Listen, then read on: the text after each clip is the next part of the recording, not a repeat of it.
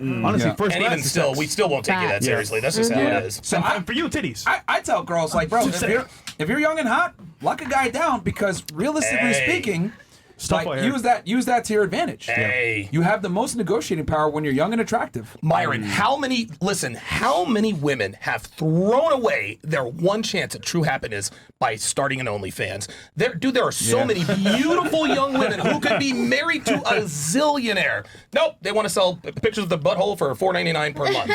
Unbelievable. With Ladies, a discount for the first 6 months. Oh my God, girl, went to school. I have a question. What does doing OnlyFans or working in the clothes has to do with a girl, like being a good girl? Yeah, reputation. Because you're not It depreciates your value.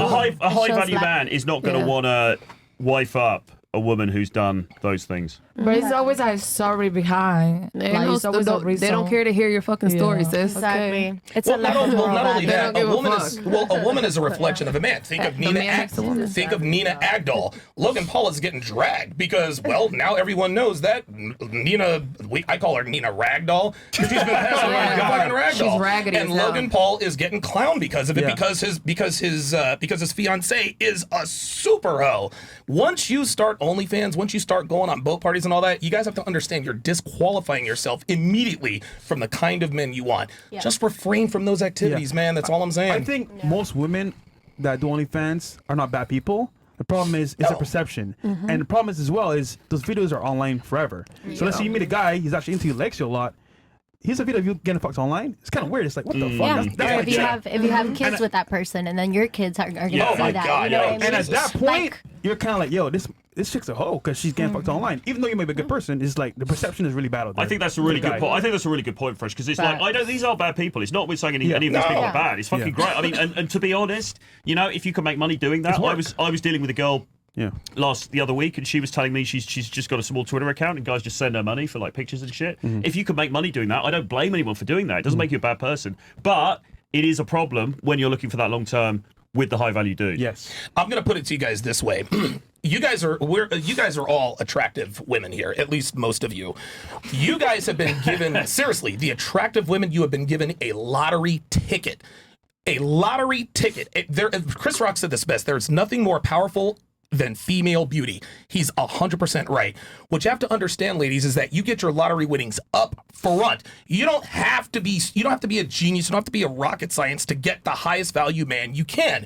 Here's the problem. You can go to school and be a boss babe, but think about most of you guys are in your 20s. What percentage of the lottery winnings is left over? Some girls, by the time they get to 21, they might have 90%. Maybe they get to 25, they're at 50%. By the time they get to 29, 30 years old, they don't have as much of that sexual currency. And when they start to notice the quality of the men hitting on them going down, or what Myron says, they start to buy their drinks, that's when women all of a sudden say to themselves, well, now I need to go out and find the man I need. Every time you go out and find a man you want for all the quote unquote wrong reasons, you're using up a little bit more of your lottery money. And a lot of women think that they get lottery on the front and the back end. No, baby. No. If you're young and hot and you become a P-star, great. That's your winnings up front. If you're young and hot and you get married to a millionaire, a billionaire, great. You cashed out. You have an annuity. So every woman, your sex is for sale. How much you demand for it is really up to you. If to get the pussy, you need a ring and a ceremony and all that. Guess what? Men are going to value you more. But if all they need is like cheap liquor and $5 chicken wings at the strip club, then guess what? You're not getting what you are. And a lot of women say, "Well, I know my worth." Well, how old are you? I'm 39. No. You don't get your lottery. Yeah, you don't get your lottery winnings twice. Once you win you cash that ticket one time, ladies. One time. There's one, maybe two opportunities in your life where you meet a man, and a lot of you have met men that you could probably spend the rest of your life with, but because you didn't see them for who and what they really are, you passed them by. Think about the men. Think about this is true. Those nice guys. It's true. Yep. Think about the men that have come in and out of your life, right? And the older you get, you start to think, man, I wonder what happened to Rodney in medical school. Man, I wonder what happened to Thomas in law school. A lot of women who get to their 30s and 40s, they say, well, the reason I'm not married is because I haven't found him yet. I haven't met him yet. No, you met about 5 of them when you were in your 20s, but you were too stupid to see it because you're going after men that you want instead of men that you need. How much of your lottery winnings do you have left? But this is the problem in the whole fucking culture, isn't it, though? Because because we want, and women in particular, want instant gratification. We want the dopamine hits, and this is the whole cliche about like the young women like the fucking bad boys. They like the adventure. They like the fucking, the chab, whatever. And then they get to like 29, 30, 31, whatever. And then suddenly it's like, yeah, I'm looking for something different now. I'm not going out as much. I've moved to the country. Look at her. I've moved to the country. I'm not in the city yet. I'm not going to the club anymore. Because I'm looking for something different now. And Rollo Tomasi, godfather of the manosphere, calls this the epiphany phase. When you have that epiphany and you realise you're like, fuck, hang on a minute, I need to get serious here. I need to, I need to start looking for different things.